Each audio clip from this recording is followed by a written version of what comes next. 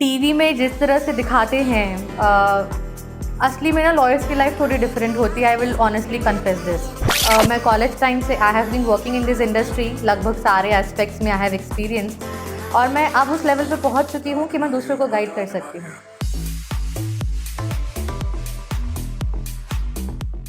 और आज हमारे साथ हैं लेडी विजडम कही जाने वाली निकिता आनंद, जिन्होंने ये टाइटल अपनी विविड नॉलेज और एक्सपीरियंस से गेन किया है। तो चलिए शुरू करते हैं इंटरव्यू और उनके बारे में जानते हैं उन्हीं से।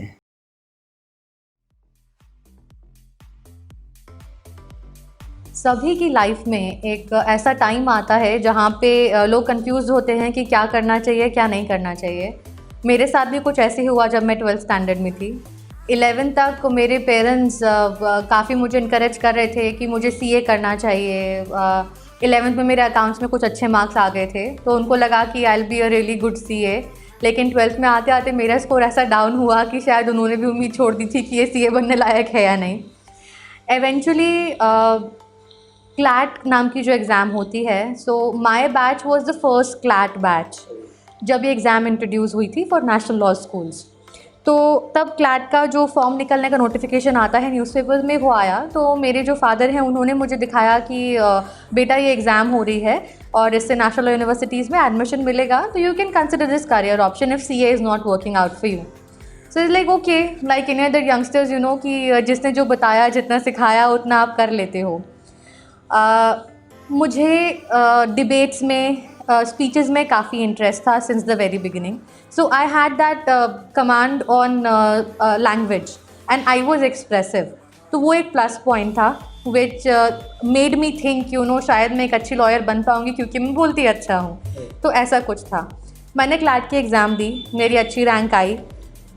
I got through national law university Bhopal without any struggle. तो पेरेंट्स का फिर ये था कि अब अच्छा लॉ स्कूल मिल रहा है, तो जो मेरे अदर एस्पिरेशंस थे मास मीडिया में जाने का, मास कम्युनिकेशन में जाने का, वो अब मुझे ड्रॉप कर देना चाहिए। तो फिर मैंने लॉ चूज़ कर लिया and I join the national law school.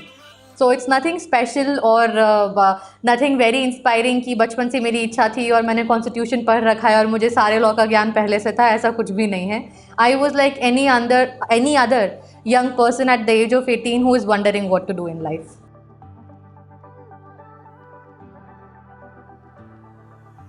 जो career advising that I've started, it can't really be called as career counseling because मैं जो offer कर रही हूँ it's highly specialized.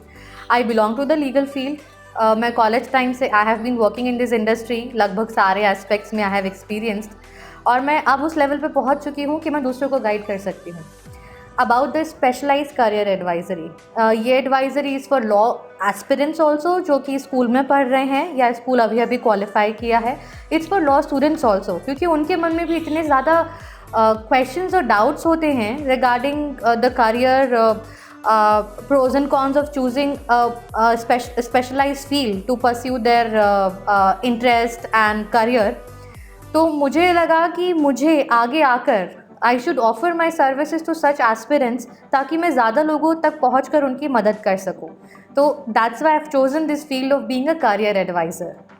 And alongside in last many years, I have guided hundreds of students, I think, you know, जो कि आते थे, I'm a social person, तो I tend to meet people.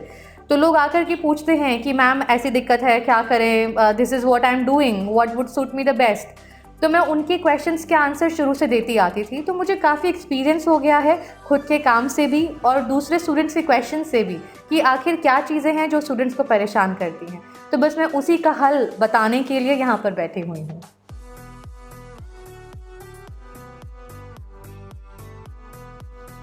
बड़ा इंटरेस्टिंग क्वेश्चन है मनीष ये कि लॉयर्स की लाइफ एक्चुअली उतनी ग्लैमरस होती है क्या। टीवी में जिस तरह से दिखाते हैं असली में ना लॉयर्स की लाइफ थोड़ी डिफरेंट होती है। I will honestly confess this. बड़े फैंसी लीगल ड्रामाज आते हैं, सूट्स है, बॉस्टन लीगल है, लॉ एंड ऑर्डर है, कुछ मूवीज़ भी हैं which have been raising some social issues.